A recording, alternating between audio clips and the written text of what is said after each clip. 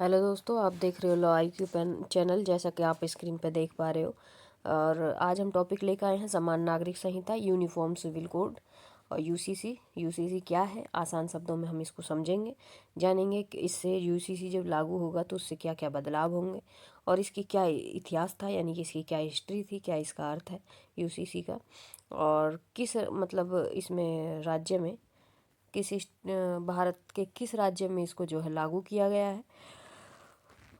आइए देखते हैं।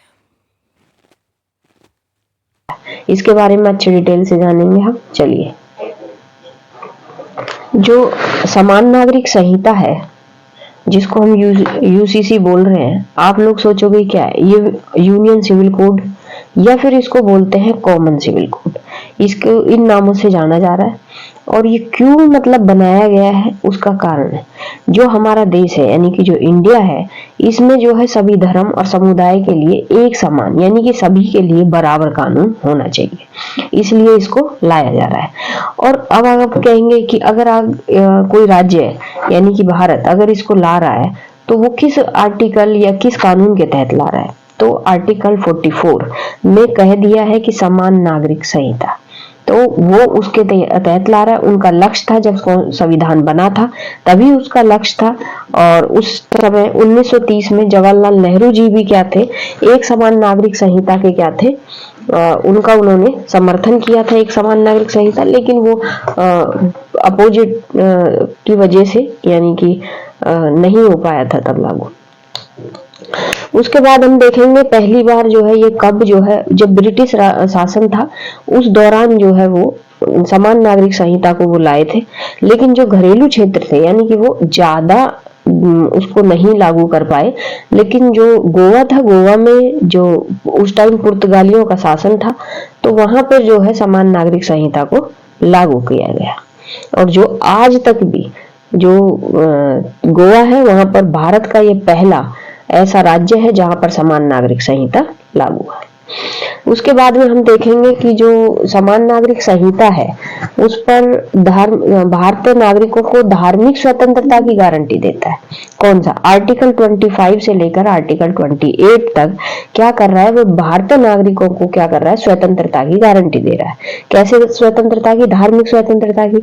और धार्मिक समुदाय को अपने स्वयं के मामलों में, जो धार्मिक समुदाय है वो अपने स्वयं के मामलों में अपना आप उनका प्रबंध कर सकते हैं। तो ये जो है उनको जो फ्रीडम मिली हुई है कि हर किसी का अपना अपना कानून है, अपने अपने तरीके से वो उसको प्रबंध कर चुके हैं, तो वो जो है आर्टिकल 25 से लेकर 28 तक दिया हुआ है।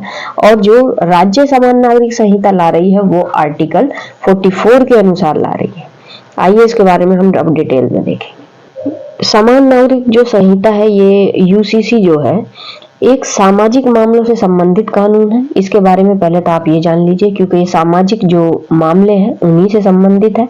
और जो सभी धर्म के लोगों के लिए विवाह हुआ, तलाक हुआ, भरण पोषण हुआ, मतलब कि वसीयत है, जो विरासत संबंधित मामले उनसे संबंधित, या फिर गोद लेने, बच्चा अगर गोद लेने से संबंधित मामले हैं, उनमें सभी के सभी पर समान रूप से लागू होंगे।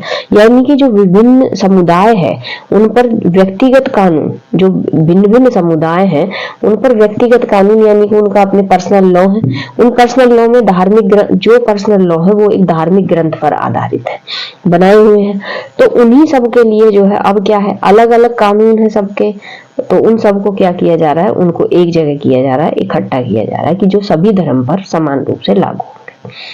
और ये सबसे पहले अभी उस पुर्तगाल के समय से गोवा में लागू था, लेकिन अभी ये उत्तराखंड में लागू हो गया है।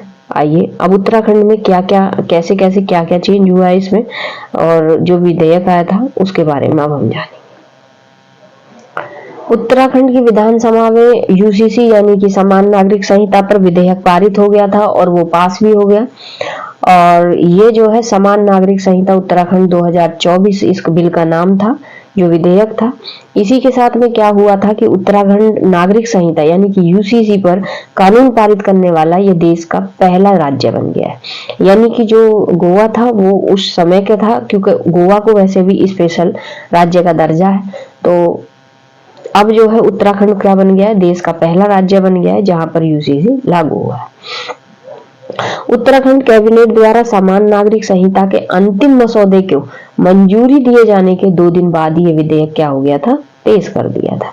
इससे पहले ये 2022 में भी यूसीसी का मसौदा तैयार किया गया था और इसको राज्य सरकार ने समिति का गठन किया था, लेकिन समिति ने सुप्रीम कोर्ट की रिपोर्ट पर क्या किया था, अध्यक्षता में पैनल शामिल हुए थे।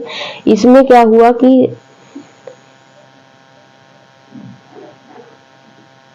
अब जो ये यूसीसी लागू हुआ है, अब हम ये जान लेते हैं मोटा मोटी तौर पर, क्योंकि वीडियो ऐसे लंबी हो जाएगी अगर ज्यादा डीप में जाएंगे इसके।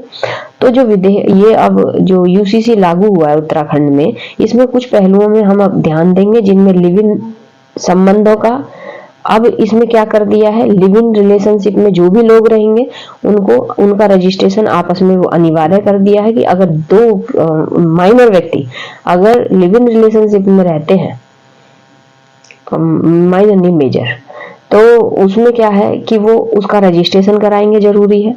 अनुबंध विवाह की शर्तें होंगी, यानी कि जो शर्तें हैं, शर्तों से जो है विवाह हुआ। हलाला इद्दत बहु विवाह पर प्रतिबंध लगा दी, यानी कि जो उनका कॉन्ट्रैक्ट बेस पर जो अनुबंध पर शादी होती थी, जो शर्तें होती थी उन पर, और जो हलाला था उस पर इद्दत और बहु विवाह पर एक से ज्यादा शादी करने पर प्रतिबंध लगा दिया गया है। पुरुष और महिलाओं के लिए समान विरासत अधिकार शामिल होंगे, यानी कि सभी पर, महिला हो या स्त्री हो या पुरुष हो, दोनों पर समान रूप से अधिकार लागू। और रिलेशनशिप का रजिस्ट्रेशन तो अनिवार्य है ही, और करना कब है, 1 महीने के भीतर जो है लिव इन रिलेशनशिप का रजिस्ट्रेशन अनिवार्य है। जैसा कि मैंने अभी पहले जिक्र किया था कि गोवा राज्य यूसीसी पुर्तगाली नागरिक संहिता द्वारा शामिल है, लेकिन राज्य विधानसभा ने इस विषय पर कोई कानून नहीं किया है। राज्य की विधानसभा ने तो कोई नहीं किया, गोवा की विधानसभा ने नहीं किया है, लेकिन ये पुर्तगाली नागरिक संहिता लागू है। बल्कि 1961 में पहली मुक्ति के बाद अब जब मुक्त हुआ था गोवा, इसमें संहिता को उन्होंने बरकरार रख लिया ताकि वो अभी तक भी गोवा में समान नागरिक संहिता, पुर्तगाल नागरिक संहिता लागू है। अब बात आती है कि जो उत्तराखंड में समान नागरिक संहिता लागू की गई है, हिंदू, मुस्लिम और ईसाई उत्तराधिकार कानून को कैसे प्रभावित करेगी। आज हमारा ये क्वेश्चन है। ये लागू हो गई है, इसमें कुछ कानून बना दिए गए हैं, क्या क्या है, लिव इन रिलेशनशिप से संबंधित है। इन सभी में जो कानून थे उनको वो प्रभावित कैसे कर रहे हैं।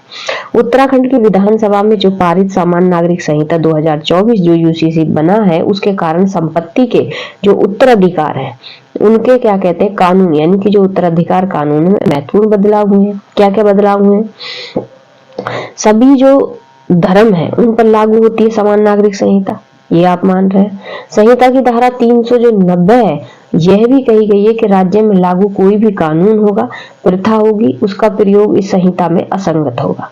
यानी कि उनका कोई भी कानून हो, कोई प्रथा हो किसी की, वो इस संहिता के सामने, संहिता से क्या होगा, असंगतता होगी, उन्हें निरस्त माना जाएगा। जो भी उनकी रूढ़ी होगी, प्रथा होगी, कानून होगा किसी का अपना पर्सनल, तो वो राज्य का उसको क्या मान लिया जाएगा, निरस्त, खत्म मान लिया जाएगा। इसलिए संहिता का राज्य में लागू व्यक्तिगत कानून पर व्यापक प्रभाव पड़ेगा। यानी कि जैसे का अपना हिंदू लॉ है तो मुस्लिम लॉ है, या अपना जो पर्सनल लॉ होता है, व्यक्तिगत लॉ होता है, उस पर इस संहिता का क्या होगा, प्रभाव पड़ेगा। क्योंकि उसमें कह दिया गया है धारा 390 में कि क्या, जो भी अन्य कोई कानून होगा उनका राज्य का, तो वो क्या मान लिया जाएगा, निरस्त मान लिया। दूसरा हम देखते हैं कि जो हिंदू उत्तराधिकार है उनमें परिवर्तन है। यूसीसी में पैतृक संपत्ति और सर्व अर्जित संपत्ति के बीच अंतर जो है वो समाप्त कर दिया गया है। यानी कि कोई एक संपत्ति होती है पैतृक, यानी कि अपने पूर्वजों से मिली हुई, और एक होती है स्वयं अर्जित संपत्ति। उन दोनों में अंतर होता है जिसको इसमें खत्म कर दिया गया, समाप्त कर दिया गया है। हिंदू कानून सामान्य परिवार की अवधारणा को स्वीकार करता है, ठीक है। जो स्वयार्जित संपत्ति है और पैतृक संपत्ति के बीच अंतर है वो सैद्धांतिक मौजूद है। इसमें तीसरी पीढ़ी तक जो पुरुष और महिला वंशज शामिल होते हैं। इन सदस्यों को जन्म से ही संयुक्त, मतलब कि जो अंतर हुआ है हिंदू उत्तराधिकार में, जो परिवर्तन हुआ है यूसीसी के कारण, एक तो ये पैतृक संपत्ति और स्वयं अर्जित संपत्ति में जो अंतर था वो समाप्त कर दिया गया।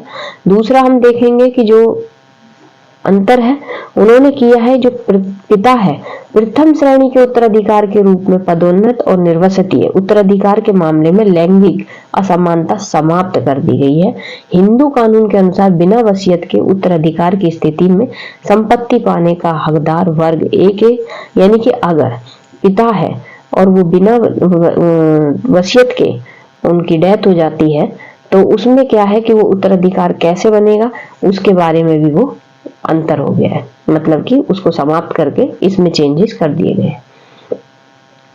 उसके बाद में देखते हैं कि जो यूसीसी का जो धारा 49 है उसका स्पष्टीकरण है जो पिता को प्रथम श्रेणी के उत्तराधिकार के रूप में शामिल करके इस पहलू में भी बदलाव करता है। कौन से पहलू में? कि उत्तराधिकारियों में बच्चे, विधवा और पिता और माता दोनों शामिल होंगे। यूसीसी निर्वसितों के लिंग के प्रावधान के बिना उत्तराधिकार के समान योजना निर्धारित करती है। वो कह रही है जो समान नागरिक संहिता जो लागू होगी वो प्रथम श्रेणी के उत्तराधिकारों में कौन कौन होंगे? बच्चे होंगे, उसकी विधवा होगी, पिता और माता दोनों शामिल होंगे। ठीक है जी। उसके बाद में मुस्लिम उत्तराधिकारी में भी परिवर्तन कर दिया। क्या परिवर्तन कर दिया? अगर कोई वसीयत के जरिए दे देता है, पूरी संपत्ति वसीयत के जरिए देता है तो उसमें क्या कर देते हैं, मुसलमानों के पास वसीयत के माध्यम से अपनी संपत्ति 1/3 हिस्सा दे सकते हैं। ये पर्सनल कानून है। पसंद के किसी व्यक्ति को देने का उनके पास विकल्प है कि वो 1/3 हिस्सा ही क्या कर सकते हैं, वसीयत के रूप में दे सकते हैं। संपत्ति का शेष हिस्सा और वसीयत के अभाव में संपत्ति क्या होगी, कुरान और हसीयत उसमें चली जाएगी। ये पर्सनल कानून है। यह प्रथा सुनिश्चित करती है कि सही कानून उत्तराधिकार में अपने विरासत से पूरी तरह वंचित न हो।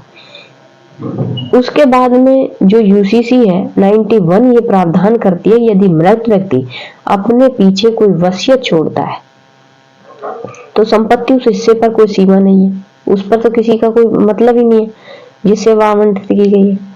इसका मतलब ये है कि जो संपत्ति है मुस्लिम व्यक्ति अपनी पूरी संपत्ति वसीयत के जरिए किसी को दे सकता है। पहले क्या था, मुस्लिम व्यक्ति 1/3 दे सकता था, लेकिन अब वो पूरी की पूरी दे सकता है। एक चेंज ये हो गया है। उसके बाद में है दूसरा, बेटी को बराबर की हिस्सेदारी की मान्यता है। मुस्लिम कानून के तहत भी अब बराबर की मान्यता हो गई है। पहले नहीं थी, उसमें सिर्फ हिंदुओं में थी, लेकिन अब मुस्लिमों में भी हो गई है। उसके बाद में हम देखते हैं,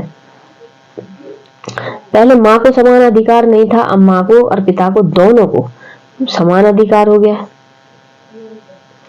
ऐसे करके जो है ये यूसीसी में कुछ चेंजेस किए गए उत्तराधिकार के संबंध में। लिव इन रिलेशनशिप में रहना है तो रजिस्ट्री होना जरूरी है, उसका रजिस्ट्रेशन जरूरी है, और बहुत सारी चीज चेंज हुई हैं। जो हम एक्ट आएगा उसके एक्ट आने पर आपको पूरी तरीके से उसकी जानकारी दी जाएगी। और अगर आपको वीडियो पसंद आ रही हो तो इसको लाइक करें और दोस्तों में शेयर करें, और चैनल को अगर आपने अभी तक सब्सक्राइब नहीं किया है तो उसको सब्सक्राइब करें। धन्यवाद।